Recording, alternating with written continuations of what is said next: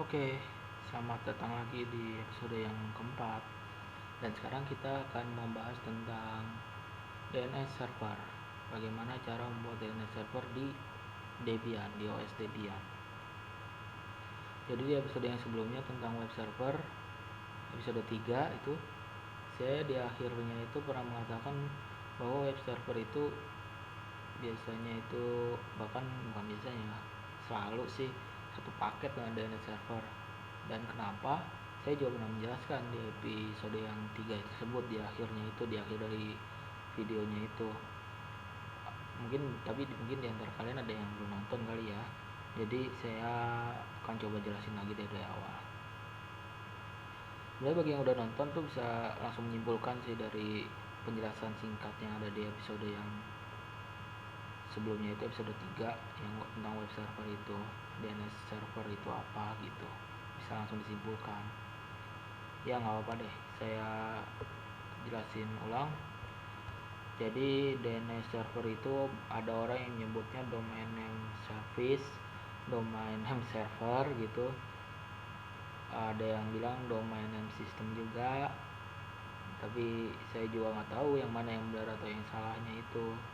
Kalau saya pribadi sih pegangannya sih domain name service menurut sumber yang pernah saya dapat. Tapi buat saya juga nggak terlalu masalah untuk nama lah, yang penting ngerti gitu. Intinya tuh apa sih DNS itu? Jadi DNS itu intinya itu gunanya buat mereserve antara domain atau nama host lah, bahasa Inggrisnya hostname gitu. Tadi domain, hostname atau URL lah sebutannya, yang biasanya ada di browser itu. Nah, itu tuh di reserve menjadi sebuah IP address. Nah, dari IP address itu kan bisa ketahuan alamatnya di mana. Soalnya IP address itu akan menunjukkan sebuah alamat. Alamat di sini yang dimaksud alamat apa? Alamat dari server di mana website yang kita ingin kunjungi tersebut gitu. DNS juga bisa mereserve dari IP menjadi sebuah hostname atau domain atau URL juga gitu sebutannya. Jadi itu fungsinya DNS. Intinya sih dari user itu mensuplai sebuah nama, dan tapi DNS itu mensuplai sebuah number atau nomor. Nah, nama itu di sini maksudnya itu hostname, tadi saya udah jelaskan, dan DNS mensuplai nomor itu, nomor di sini maksudnya IP address-nya. Intinya itu jadi kalau tanpa DNS kita tuh harus mengingat seluruh IP address dari setiap website yang ingin kita kunjungi. Bayangin, sekarang itu sudah ada lebih dari 300 jutaan website di dunia. Masa pengen diingat satu-satu gitu kan? Gak mungkin kan pasti. Bahkan orang yang sekelas Rain Man sekalipun juga saya sih ragu bisa ngingat 300 juta website yang ada di seluruh dunia. Ya mungkin ada beberapa yang nggak tahu ya tentang Rain Man itu apa, silahkan di browsing aja sendiri ya, karena itu bukan topik kita. Jadi intinya tuh untuk mengingat IP address seluruh 300 juta website di seluruh dunia itu sesuatu yang mustahil buat saya sih. Gak usah 300 juta deh, mengingat website-website IP address setiap website yang menjadi website favorit kalian. Pasti juga saya sih ya berapa ya, 80% lah yakin gak akan terhafal semua gitu. Nah, DNS ini itu mempermudahnya. Jadi kita nggak usah mengingat IP address tapi hanya cukup mengingat hostname-nya atau nama websitenya. Dan seperti yang kita tahu, manusia itu jauh lebih mudah untuk menghafal sebuah nama atau kata-kata atau kalimat dibandingkan dengan mengingat kumpulan angka-angka gitu. Itulah kegunaannya DNS server atau DNS, domain name service, atau domain name service itu gunanya itu. Nah, sekarang DNS itu secara umum sih, secara garis besar itu dibagi dua. DNS server itu ada yang sifatnya recursive DNS server, ada juga yang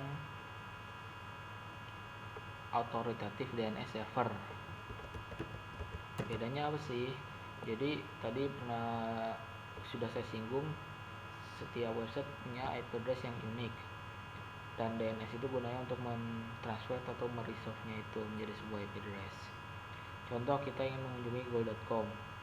Nah, browser kita tuh butuh alamat IP-nya tuh berapa dari URL tersebut.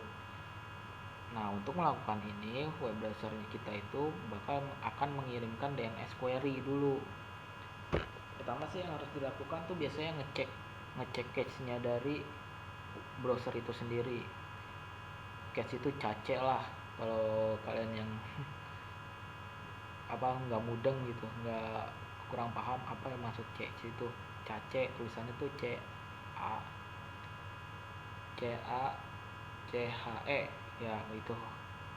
Kalau yang nggak tahu juga cache itu apa, mending browsing dulu, soalnya itu bukan jadi topik kita ya. Jadi intinya gitu, setelah meriksa di cache browser itu ternyata nggak ada tuh google.com IP-nya berapa, nggak kesimpan. Ya udah, dia itu harus mengirim query dulu ke DNS server. DNS server yang mana? Apa DNS server si Google itu? Belum sampai situ. Yang pertama itu yang dia itu mengirimnya ke DNS query-nya itu ke DNS server ISP-nya dulu. Soalnya pasti kita tuh ketika ingin transfer data bentuknya apapun itu pasti lewat ISP dulu tahap pertamanya. ISP yang menjadi tempat langganan internet kamu gitu. Dan letak recursive server DNS itu biasanya adanya sih di ISP, kebanyakan seringnya sih di ISP gitu. Nah, ketika udah mengirimkan DNS query ke ISP, ke DNS rekursifnya di ISP, DNS rekursif ISP kemudian akan mengecek lagi ke cache-nya, sama prosesnya. Dia ngecek ke cache-nya dulu, google.com tuh ada nggak sih di cache-nya. Nah, kalau nggak ada, contohnya kalau ada mungkin langsung dikasih ke browser yang menjadi kliennya itu, yang minta alamat IP-nya itu. Tapi kalau nggak ada gimana? Nah, kalau nggak ada tuh DNS server yang rekursif ini akan mengirimkan query lagi ke root DNS server atau server DNS yang menjadi pangkal dari semua server DNS. Biasanya sih itu ada di ISP tier 1 ya, kalau nggak salah sih. Ya, kira-kira disitulah letaknya. Kalau kalian ingin tahu juga apa itu ISP tier 1, silahkan browsing. Silahkan cari sendiri karena itu kan topik kita di video ini. Nah, jadi ketika udah mengirimkan query lagi ke DNS yang ada di root server itu, yang perannya itu DNS server yang root itu sebagai top level domain atau TLD. Jadi DNS server yang ada di root biasanya dibagi-bagi menjadi DNS server yang menangani domain.com, ada DNS server yang menangani domain.co.id, .edu, .org dan lain-lain lah. Sekarang mintanya apa? google.com, domainnya .com, dan di recursive DNS itu nggak ada yang ada di ISP itu. Maka si recursive DNS ini juga ngirim lagi DNS query ke top level domainnya. Ini minta google.com contohnya gitu. Oh, berarti saya harus ke top level domain servernya, DNS servernya itu yang menangani .com. Dicari tuh, di situ diminta DNS server yang ada di top level domain, ternyata ada, contohnya google.com nih, ada nih google.com. Ya udah, kalau udah kayak gitu dia akan dikasih tuh IP address-nya oleh si DNS server yang root itu, yang ada di top level domain atau TLD itu.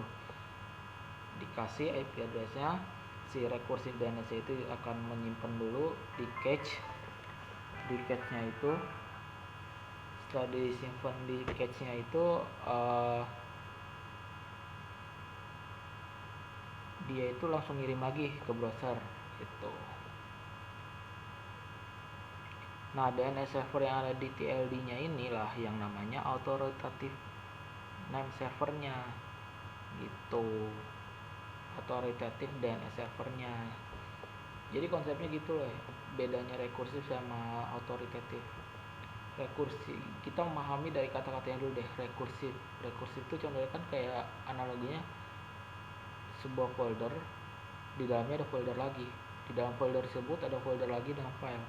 Nah, dalam foldernya itu juga ada folder lagi gitu. Jadi kita bisa menyebut folder itu rekursif karena di dalamnya ada lagi, ada lagi, ada lagi. Ini juga sama. Rekursif itu maksudnya di situ. Ketika tidak ada DNS rekursif ini tidak memiliki alamat situsnya itu, yang di cache-nya itu tidak ada, dia langsung merekursif ke DNS server yang lain. DNS server yang lain pun nggak ada dan dia sifatnya rekursif juga ternyata. Dia langsung melanjutkan ke DNS server yang selanjutnya. DNS server selanjutnya juga nggak ada di cache-nya dan dia juga bentuknya rekursif, disetting sebagai DNS server yang rekursif, bisa merekursif gitu. Ya dia pindah lagi ke DNS selanjutnya. Nah, perpindahan dari satu server rekursif ke server rekursif lainnya itu dari mana dia tahu? Ya karena dia punya listnya.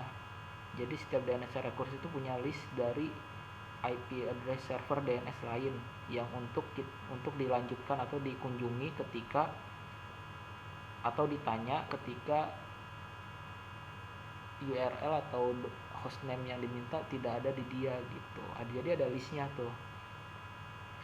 Nah, kalau udah ada dibaca listnya, langsung pindah ke DNS server yang selanjutnya. Pokoknya dicari terus sampai ketemu, bahkan sampai ke top level domainnya itu dicari terus sampai ketemu, pasti bakal ketemu di salah satu server itu.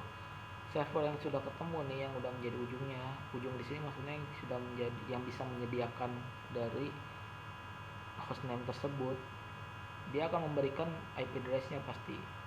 Nah, ini berarti ketika server ini melakukan tindakan memberikan IP address, maka server yang ini tuh bisa dikatakan sebagai server autoritatif karena dia memberikan answer, jawaban atas pertanyaan dari server si rekursifnya.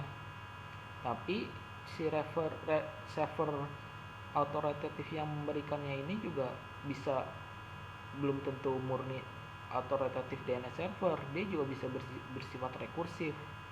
Ketika diminta dia nggak punya hostname-nya, maka dia juga akan merekursif ke server lain. Pokoknya dicari terus sampai ada deh gitu. Ntar kalau udah ada dioper dari setiap klien yang memintanya gitu. Jadi kayak estafet gitu. Tapi kalau misalnya dia ada, nggak perlu merekursif, maka dia langsung ngasih. Dan ketika dia melakukan tindakan memberikan IP-nya tersebut, dia itu bertindak sebagai authoritative DNS server. Jadi server rekursif itu bisa juga bertindak sebagai autoritatif kalau dia ternyata punya cache-nya, bukan cache-nya, ternyata dia punya hostname yang diminta alamat IP-nya gitu. Intinya sih autoritatif dan rekursif itu merajuk pada sifat dari servernya itu. Dia melempar lagi permintaan tentang hostname-nya tersebut apa enggak. Kalau dia melempar lagi berarti dia sifatnya rekursif. Tapi kalau ketika dia memberikan, berarti dia bersifat autoritatif pada saat itu, pada detik itu gitu. Ya mudah-mudahan kebayang deh ya maksudnya gimana. Jadi, tapi kalau misalnya belum kebayang juga, silakan cari sumber yang lain. Mungkin ada sumber yang lain yang dapat memberi kalian pemahaman yang lebih matang tentang autoritatif dan rekursif ini. Nah, dan sekarang pasti udah selesai kan ya bootingnya ya. Kalau udah selesai langsung aja buka ke terminal.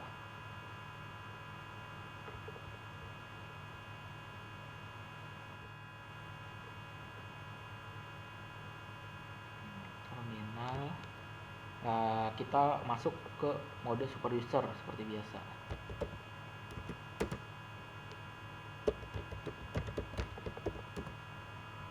Oke.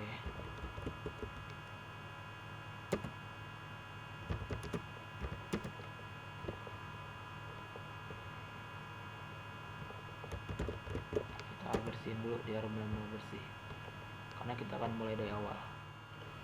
Oke, sekarang kita mulai. Dan sebelum kita mulai, saya beri kabar. Saya baru kepikiran sih ya, ada kabar baik, ada kabar buruk. Kabar baiknya, kita akan mulai dengan menginstal atau mengkonfigurasi sebuah authoritative DNS server. Tapi kabar buruknya, saya lupa juga memberitahu bahwa kita nggak bisa mensimulasikan rekursif DNS servernya. Kenapa? Karena minimal untuk mempraktekannya itu butuh lebih dari satu server. Intinya kalau ingin mensimulasikannya itu kita harus punya 2 buah virtual mesin gini minimal ya, tapi lebih baik sih 3 minimalnya. Kalau buat saya akan lebih terlihat jelas, dan saya tidak bisa mensimulasikannya. Kenapa? Karena keterbatasan dari komputer saya.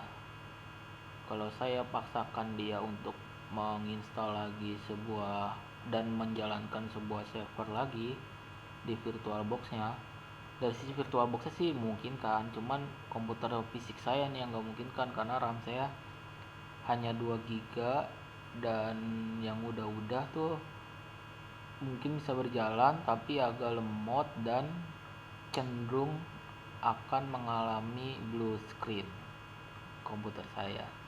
Jadi saya nggak bisa mempraktekannya. Ya udah, nggak apa-apa, kita mulai dari itu aja kali ya, autoritatif dulu. Mungkin nextnya bisa sih saya menerbitkan video. Cailah menerbitkan kayak penerbit ya, intinya ntar lah saya buat lagi video tentang yang rekursifnya. Mungkin semoga ada jalan lah gimana ya caranya gitu. Mungkin saya akan beli komputer baru, amin, tapi belum punya uang. Ya mudah-mudahan lah ntar ya. Sekarang kita akan coba untuk authoritative DNS server dulu. Untuk membuat authoritative DNS server, yang harus kita install pertama itu bin. Oh iya, saya lupa juga ngasih tahu, jangan lupa masukin lagi file ISO yang pernah kita install sebelumnya, file ISO DB6. Kecuali kalau kalian mau menginstalnya via internet, nggak apa-apa, bebas. Kalau yang mau lewat ISO file, berarti harus install dulu nih. Bukan install, maksudnya masukin dulu file ISO nya ke dalam. Maaf ya kalau ngomong suka rada ribet, soalnya itu yang jadi kekurangan saya sih, namanya juga manusia, nobody perfect man. Oke, udah dimasukin file ISO nya. Sekarang kita install bin 9 nya, apt get. Oh iya, lupa, saya harus itu dulu, update.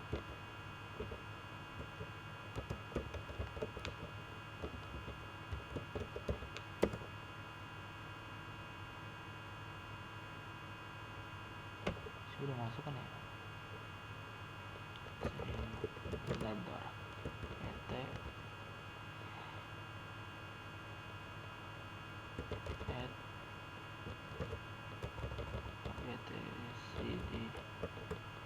Add.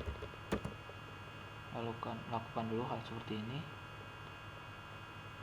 untuk mounting, lalu apt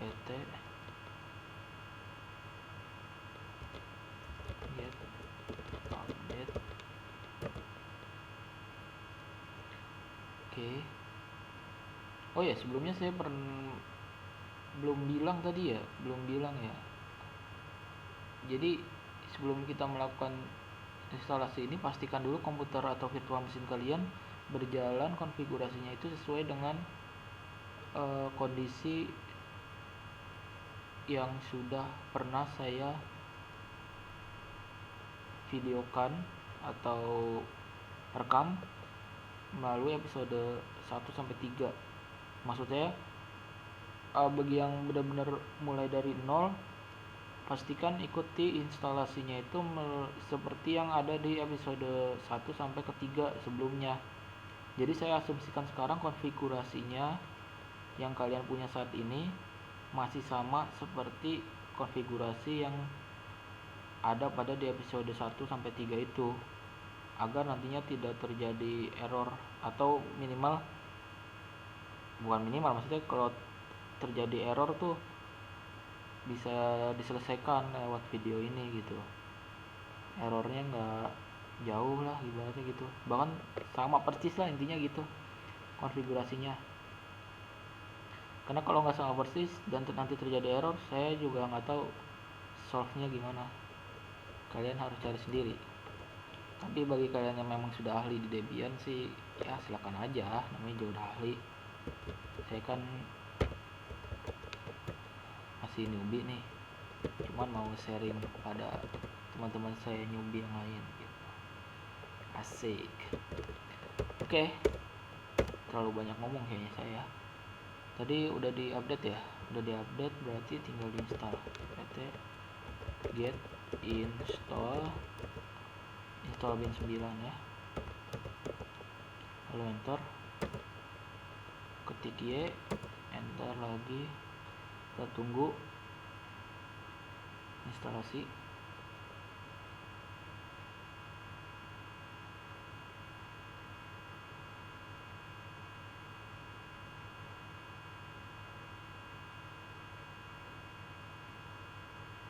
Dan instalasinya selesai.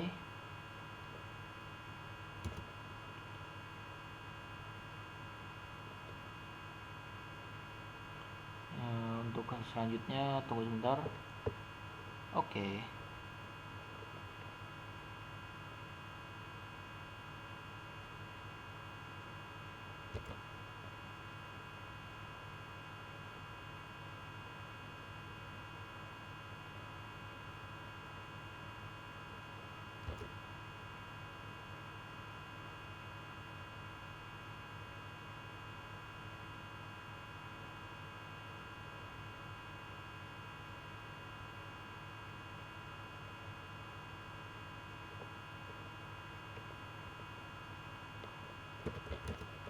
Lanjut masuk ke cd etc bin.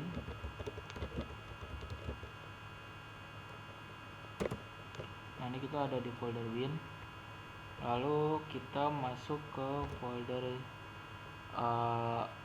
named.conf. Kita lihat dulu dalamnya ada apa.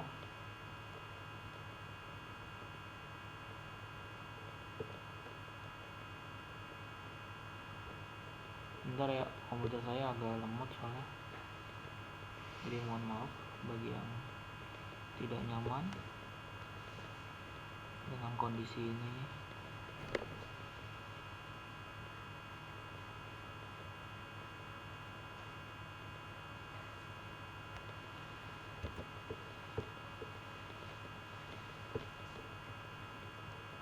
Oke, sekarang berarti kita lihat dulu di sini ada named.conf.local. Kita coba konfigurasikan file named.conf.local. Mengetikkan perintah nano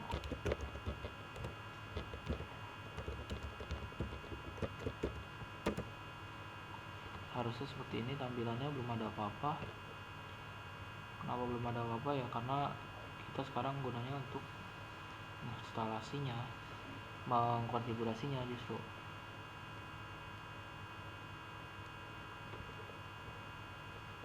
Ya, kita ketikkan di sini zone. Kita ketikkan zone, nama websitenya apa. Di sini saya akan menuliskan nama domain websitenya adalah ini, lockerdep.edu. Kita ketikkan selanjutnya itu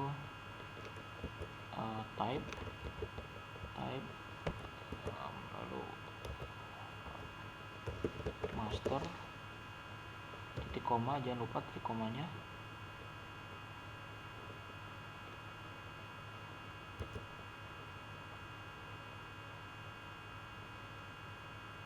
Selanjutnya itu enter file. Ini adalah alamatnya di mana. Jadi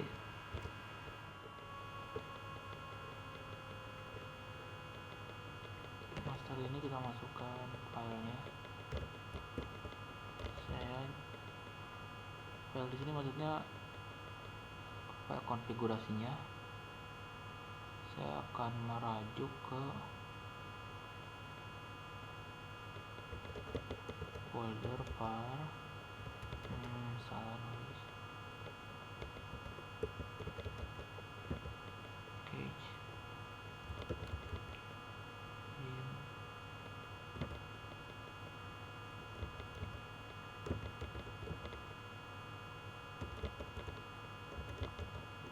Nah ini multi koma, ntar saya akan jelaskan maksudnya apa. Zone 192 in addr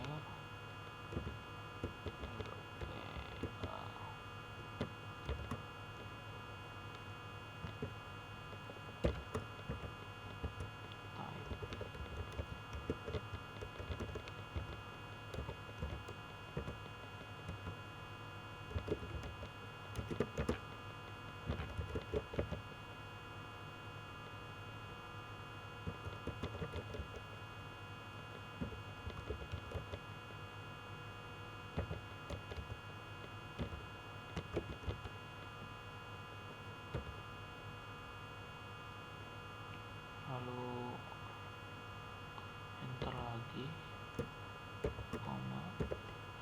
Jadi ini adalah file zone. File zone ini nantinya akan dieksekusi untuk melayani DNS server ini kemana file konfigurasinya. Jadi ini baru file konfigurasi awalnya doang. Setelah file ini ada beberapa file konfigurasi lainnya, yaitu db-lockerdeb. Ini tuh bebas sih sebenarnya namanya. Ini juga db192 juga bebas namanya, yang disimpan pada folder var cache bin, var cache bin. Nah di sini nama file konfigurasinya. Nah ini file di sini maksudnya itu. Ini ada dua zone. Zone yang pertama lockerdeb.edu, fungsinya itu sebagai reserve hostname menjadi IP, dan ini untuk reserve API menjadi hostname. Nah zone yang untuk reserve IP jadi hostname, file konfigurasinya ada di db192 di var cache bin yang hostname jadi IP. Zone ini ada file konfigurasinya ada di var cache bin db-lockerdeb. Nah keduanya ini type-nya master karena otoritatif. Nanti kalau kita mengkonfigurasi file yang DNS rekursif itu nggak hanya type master aja yang harus kita konfigurasi, ntar ada lagi file yang zone file yang type-nya itu slave, jadi master and slave modenya gitu. Ya itu nggak usah dipikirin dulu, kita fokus dulu yang ini. Setelah selesai kita Ctrl X Y, di save, enter. Oke. Jika telah di save, langkah selanjutnya itu kita harus mengkonfigurasi file yang tadi ada di, yang kita rujuk dari file zone tadi yang ada di folder var cache bin db-lockerdeb. Sekarang kita menuju ke folder tersebut.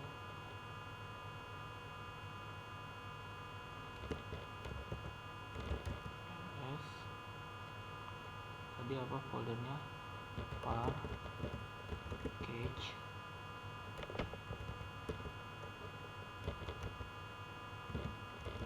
bin.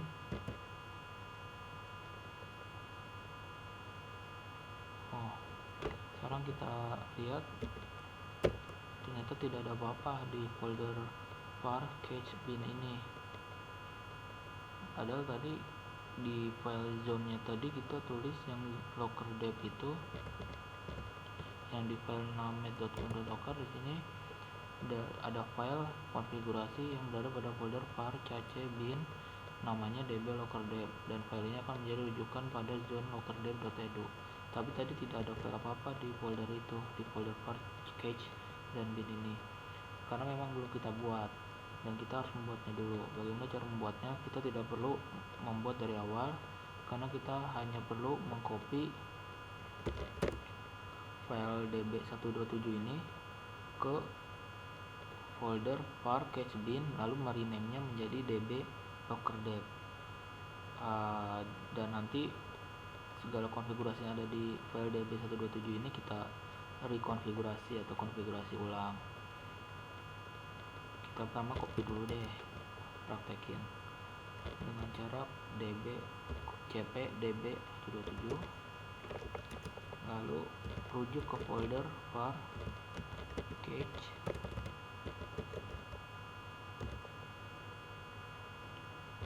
bin, jadi namanya db.lockerdeb. Bebas sih, ini harus disesuaikan dengan tadi kalian menuliskan untuk nama filenya namanya apa.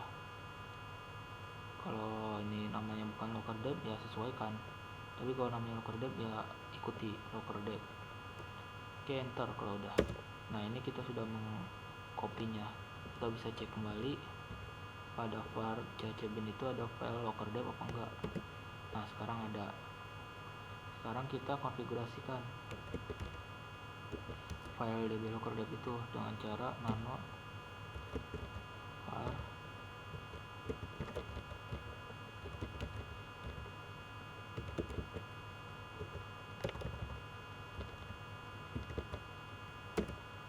ada konfigurasi nih. Konfigurasi ini kita konfigurasikan deh. TTL time to live. Time to live-nya mungkin 32. Ini adalah time to live dari server yang ini, dari DNS, konfigurasi DNS ini, server DNS ini. Mungkin ntar deh penjelasannya. Sekarang saya coba untuk konfigurasi dulu aja. Tadi apa nama zone-nya? Zone yang merujuk pada file db lockerdeb. Kita tuliskan. Kalau saya tadi nulisnya lockerdeb.edu yang menjadi zone-nya. Lalu jangan lupa di sini titiknya nggak boleh dihilangkan. Root, tetap root aja. Di sini sama lockerdeb.edu titik. Lalu buka kurung, serial kita ganti menjadi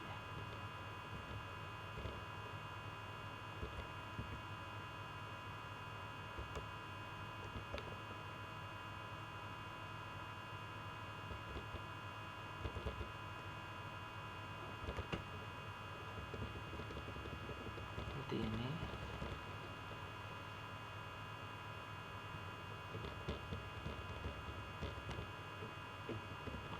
Lalu ini juga konfigurasinya. Yang ini biarkan saja seperti itu, dan kita langsung menuju ke baris yang ini nih. Kita ganti menjadi sama lockerdeb.edu domain kita, add in ns. Di sini kita ganti dengan IP kita. Maaf, saya lupa IP-nya berapa. Saya mau lihat dulu IP saya biar nggak salah. Internet 2-nya ini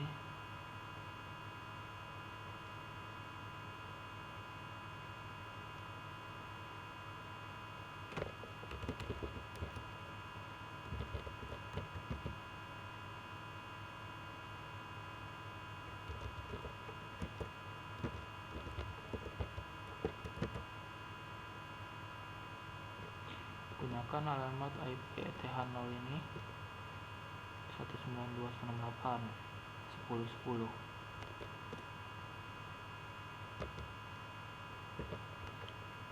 Sebenarnya di sini saya belum melakukan konfigurasi Windows.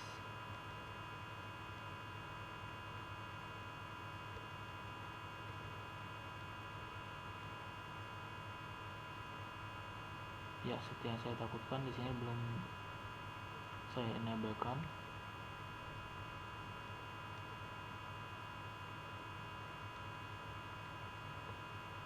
tapi aneh tadi nggak memberikan pemberitahuan ya.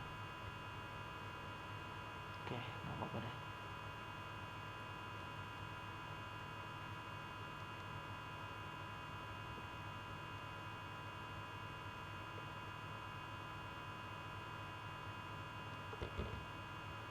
Jadi server saya itu 92.98.10.10, berarti ini 10.100. Itu ini kita samakan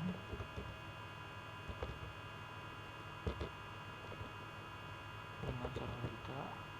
Di sini DNS-nya kita samakan dengan IP DNS kita, IP DNS server kita. Lalu oke.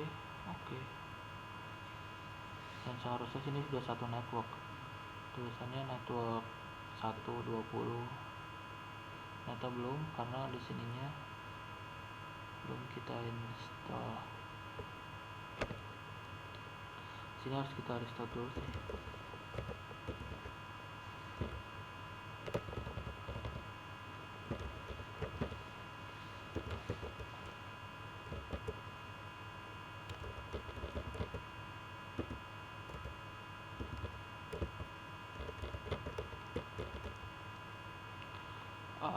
Intinya di sini saya sebelumnya pernah melakukan perubahan terhadap mesin saya. Saya juga lupa untuk mengembalikan seperti semula, makanya saya harus melakukan step ini. Tapi bagi kalian yang konfigurasinya masih sama seperti episode 1, 2, 3, kalian tidak perlu melakukan step ini. Kalian mungkin tunggu sebentar ya, saya menyesuaikan dulu.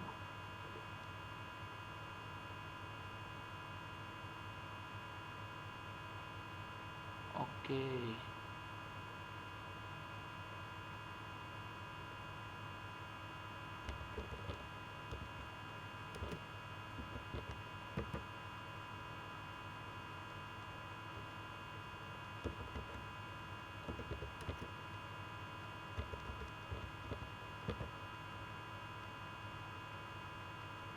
Saya harus merestart mesin saya dulu,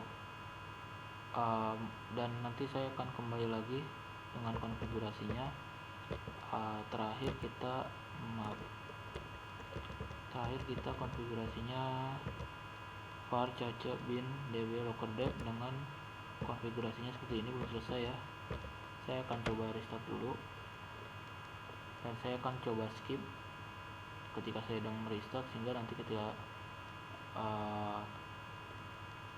saya sudah selesai dengan mengembalikan konfigurasi saya akan continue video ini gitu.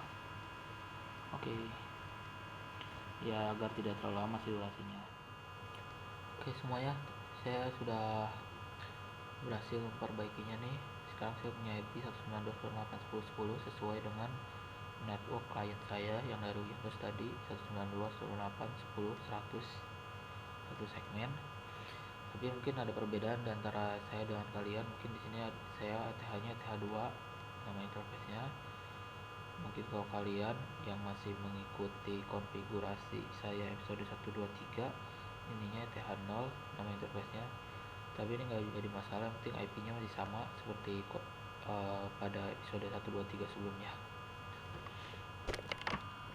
Oke, kita lanjut. Sekarang kita konfigurasi file lockerdep tadi yang belum selesai. Sekarang kita konfigurasi ulang. Nah di sini tadi sampai sini, sebelumnya itu sampai sini, dan pada baris yang kedua ini kita isikan IP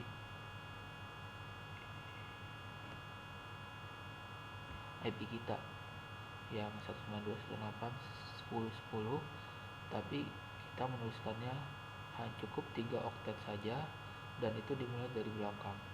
Jadi 10 titik oktet pertama, 10 titik oktet kedua, 168. Jadi dimulai dari yang paling belakang. Di sini in, lalu ptr,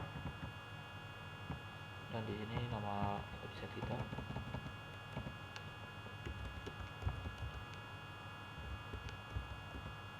Oke, kalau sudah selesai enter baris yang ketiga ini www lalu in ptr,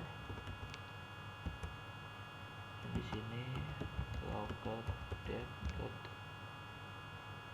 edu titik, jangan lupa titik yang paling belakang juga diperlukan.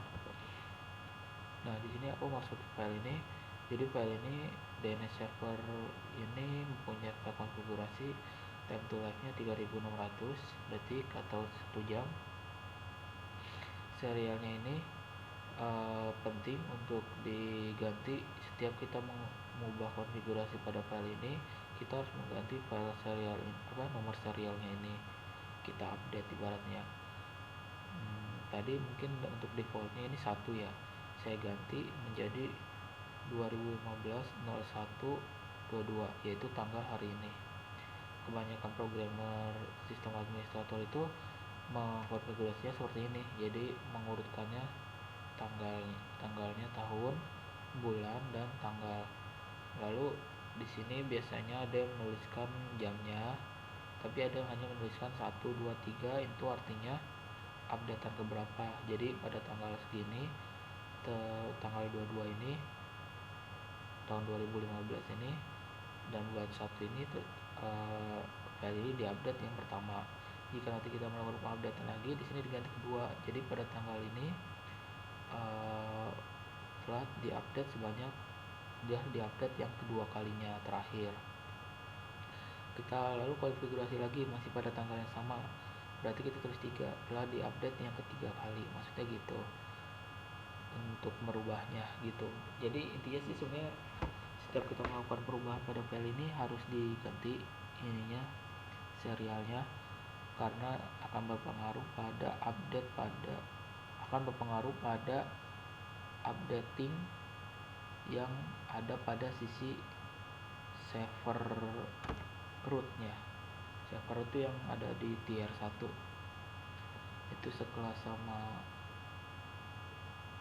yang ada di mana sih, yang mengatur DNS server yang paling root tuh ada di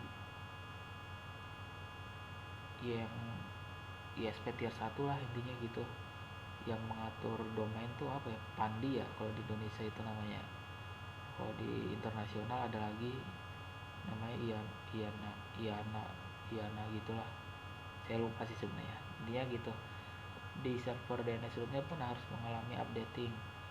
Nah itu dia akan terupdate yang ada di server root itu, di DNS server rootnya itu nggak akan terupdate kecuali kita ganti serial ininya, konfigurasinya ininya kita ubah. Jadi itu fungsinya. Kalau kita mengubah file konfigurasi ini tapi ini tidak diubah, maka DNS server yang ada di rootnya itu tidak akan terubah juga, konfigurasinya masih sama DNS server yang ada di root sana. Kan ini kita mensimulasikan DNS server ini kan online kan, kita jadi menganggap ya walaupun sekarang offline gitu masih LAN, tapi kita anggap ini online ceritanya gitu. Kalau online berarti ini terhubung ke DNS root yang ada di luar sana. Nah kalau ininya tidak diubah, kita lakukan konfigurasi yang di sana pun tidak terubah konfigurasi tentang DNS server kita. Tapi kalau ini diubah DNS server kita, setiap kita merubah konfigurasi ini, yang ada di sana pun juga akan terubah konfigurasinya gitu. Jadi serial itu gunanya untuk itu. Dan misalnya ini kita udah ganti ini, kita pada tanggal segini udah kita update yang kedua kali, file ini telah diupdate sebanyak 2 kali pada tanggal segini gitu. Jika keesokan harinya tanggal 23 nya itu diupdate, maka ini harus diganti. Ini biasanya kita ganti dua-duanya ini jadi 23 tapi ininya kita balikan ke angka 1. Tadi kan kita 22, contohnya gimana ya menjelaskannya ya. Ini kita update nih, kita harus ganti juga ininya 2 gitu. Oke. Kalau misalnya itu kalau masih pada hari yang sama kita ganti 2. Ternyata hari ini cuma 2 kali diupdate atau dilakukan perubahan pada file konfigurasi ini, tapi besoknya kita ubah lagi tanggal 23, maka ini yang diganti tanggal 23 dan ini kita balikan ke angka 1. Jadi pada tanggal 23 bulan sekian tahun sekian di update lagi sebanyak yang ke satu kalinya pada tanggal ini gitu. Intinya serialnya harus diubah, tapi bagaimana cara mengubahnya tidak agar tidak random gitu. Kebanyakan sistem administrator menuliskannya sesuai dengan nama tanggal gitu, padahal nggak ada ketentuan kalau dari sistemnya itu. Ini untuk keteraturan aja, kebanyakan sistem administrator melakukan hal seperti itu. Oke, kurang lebih kayak gitu. Kalau udah selesai, Ctrl X Y, di save. Lalu kita sekarang konfigurasi file yang ada pada tadi kan zone lockerdep.edu, sekarang zone 192 tadi itu.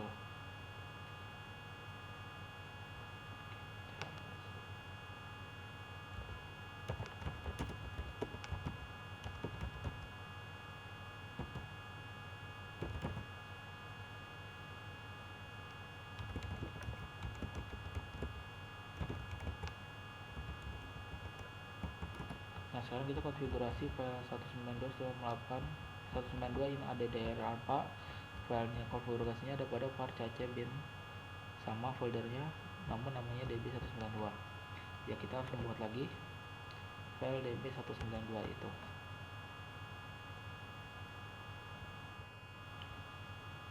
Oke, kayaknya saya tadi mengamati sebentar, ada sedikit perubahan nih, ada sedikit kesalahan.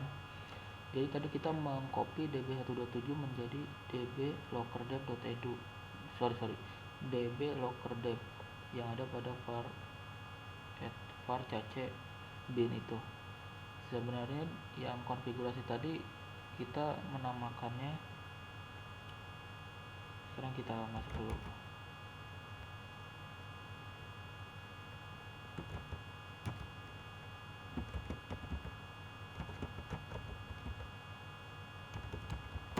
Nah, sebenarnya ini hasil kopian dan rekonfigurasi dari db127 ini, seingat saya itu namanya bukan untuk lockerdep. Jadi yang tadi konfigurasinya itu untuk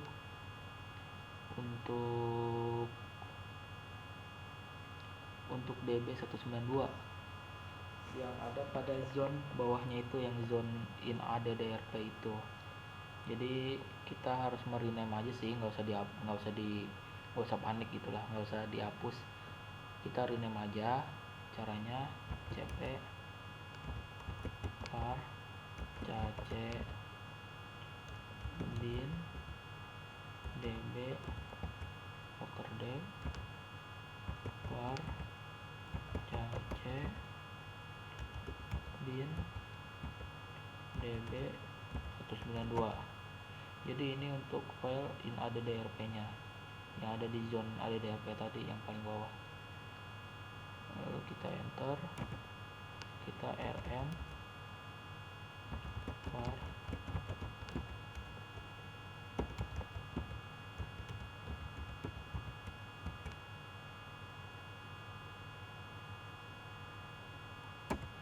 oke. Sekarang kita lihat, nah ini db192 dah bener. Sekarang kita berarti yang belum dikonfigurasi adalah file lockerdep, db lockerdep itu kita copy dari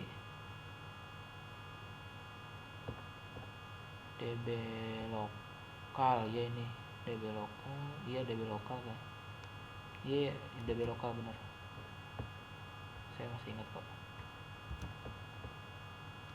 Jadi kita copy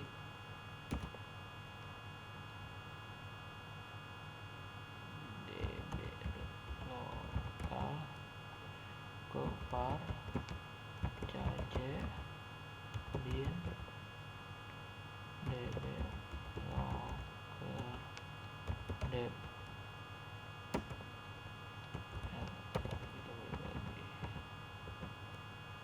Nah, di sini ada cuman belum kita konfigurasi. docker dev nya kita konfigurasi sekarang. Sini juga sama sih konfigurasinya kayak tadi, kurang lebih sama, cuma ada beberapa yang beda lah di konfigurasi ini.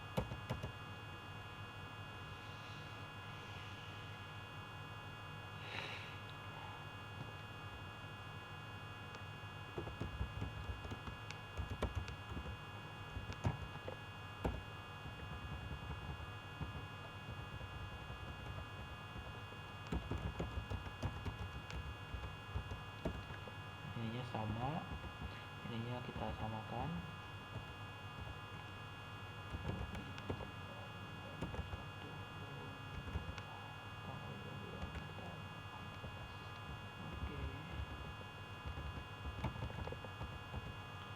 Seperti ini. Lalu kita turunkan bagian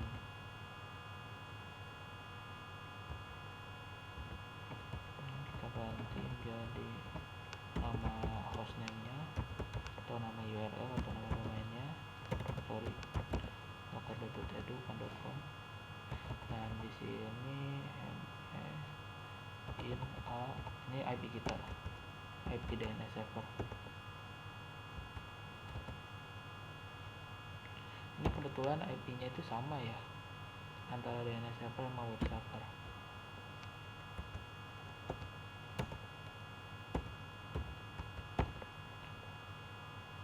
Kalau beda mungkin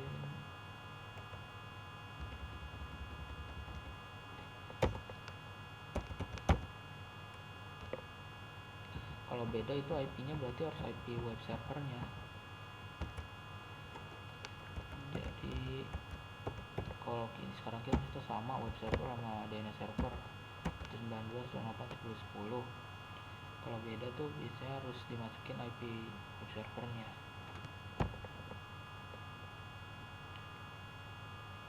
Tapi kurang lebih intinya sama, konfigurasinya sama kayak gini, cuman IP-nya ini referensinya ke IP servernya. Oh iya, ini ada yang salah nih, ini hanya cukup satu. Kalau sudah, kita Ctrl X Y, enter, kita save. Tadi kita save kan. Setelah selesai, kita restart binnya dengan cara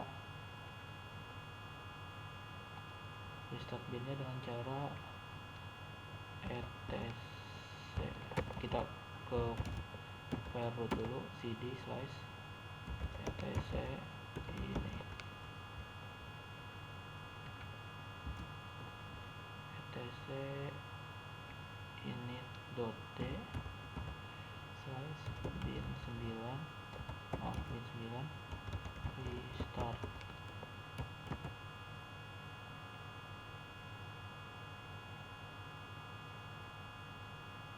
Terjadi kesalahan di sini.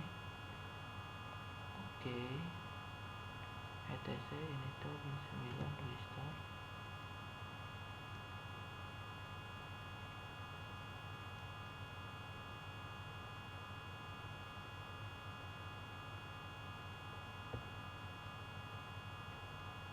Stopping domain name service connect failed 07001.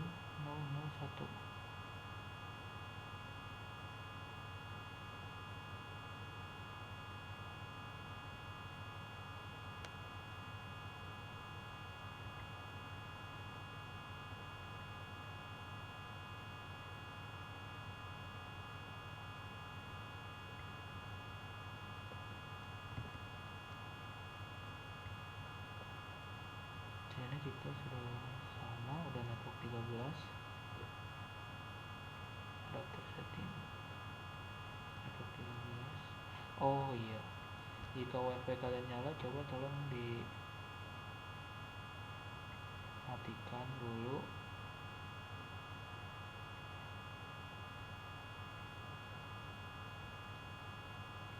Saya sebenarnya sih ragu sih ya kenapa harus dimatikan, tapi seringkali ketika saya bereksperimen membuat DNS server, yang jadi kendala yaitu ketika ada dua interface menyala. Lalu selain itu juga firewall juga mempengaruhi.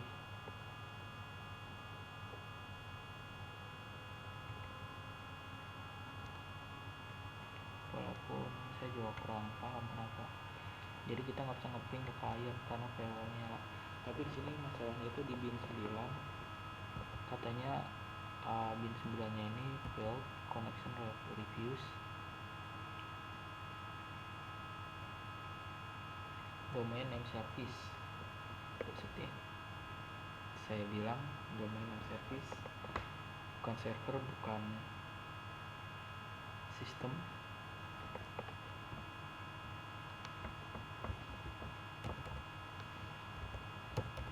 Kita mungkin harus cek lagi ya ke file cc. Oke, bin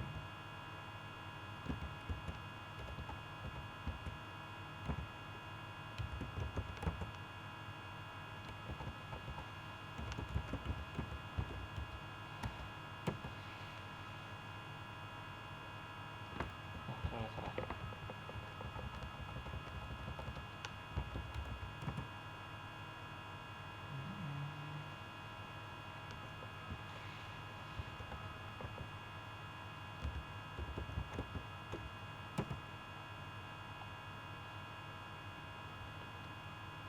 Kita cek di mana letak salahnya. Oh iya benar,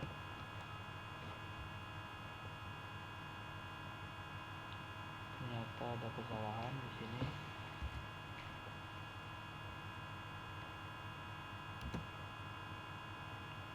Kesalahannya itu ada pada kurang teliti mungkin sayanya.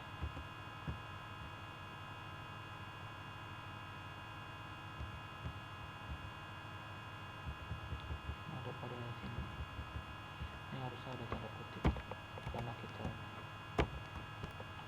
yang saya bilang tadi sebelumnya titik koma itu dapat mempengaruhi, kutip juga dapat mempengaruhi. Jadi intinya kekurangan satu karakter pun dalam konfigurasi sangat mempengaruhi keberhasilannya. Coba kita restart lagi dan sekarang berhasil. Bagaimana cara mengetesnya? Pertama, pastikan dulu VirtualBox kalian. Di sini nih pengaturan,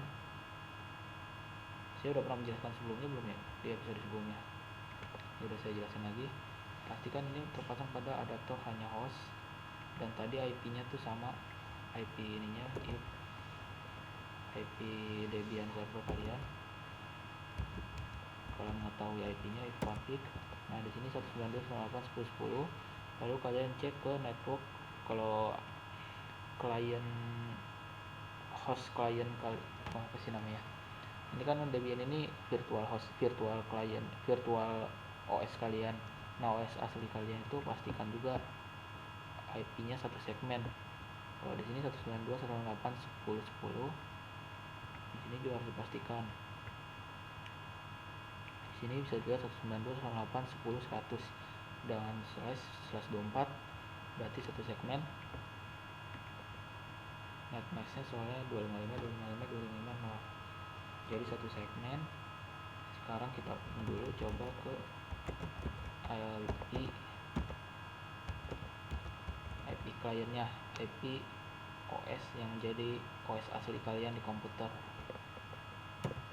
Berhasil. Coba kita buka.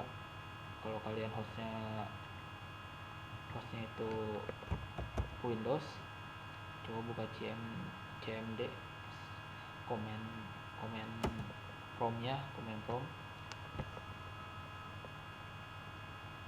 dan lakukan hal sama, ping ke 192 ke OS Debian. OS Debian saya 192.168, IP-nya 10. Nah ini berarti berhasil melakukan ping.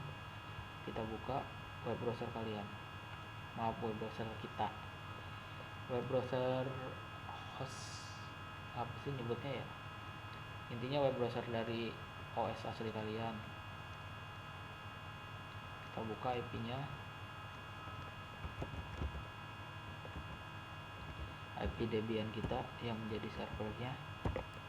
Ceritanya ini OS aslinya itu Windows, saya berperan sebagai kliennya, Debian itu sebagai servernya, dan berhasil Bro keluar halaman web Apache-nya, web servernya ini, halaman defaultnya. Ini sama yang pernah saya tunjukkan di episode 3 web server, tapi kalau hanya seperti ini tidak terlihat DNS-nya. Lalu DNS-nya di mana? Di waktu episode yang ketiga itu ketika kita menuliskan IP keluar ini, berarti berhasil. Nah, kalau ingin mencoba DNS-nya, kita jangan mengetikkan IP-nya, tapi mengetikkan namanya, nama dari hostname-nya atau URL-nya atau domainnya, lockerdeb.edu tadi kita kan settingnya. Nah, ternyata server open, berarti masih ada kekurangan atau kesalahan karena belum bisa dibuka. Biasanya sih ada pada letaknya di sini nih.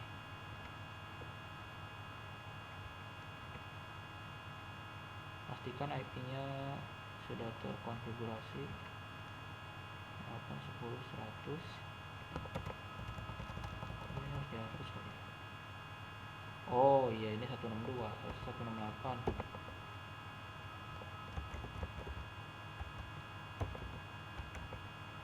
Ini kembalikan seperti semula. Kita coba dulu. Tadi kan di sini jelas-jelas yang salahnya 162 ya. Kalau ini berhasil berarti kesalahannya ada di situ. Wah, ternyata berhasil. lockerdeb.edu, domainnya lockerdeb.edu, atau disebut URL atau disebut hostname-nya ini mereverse ke IP address kita 192.168.10.10. Nah, ini kan sama tuh tampilannya.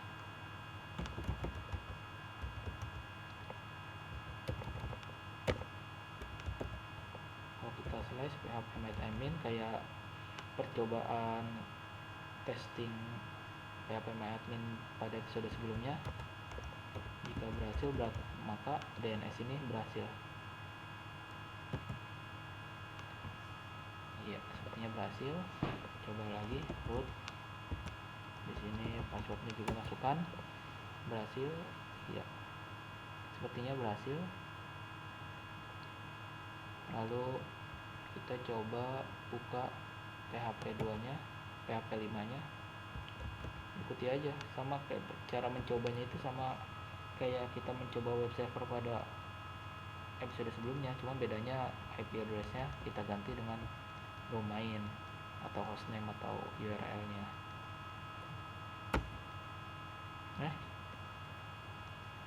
Tes PHP gimana ya?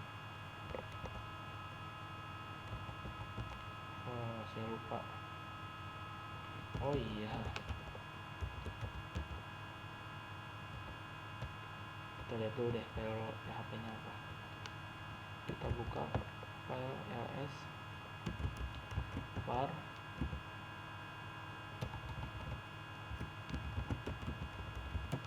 di sini ada lockerdeb.php. Kita tes file PHP-nya.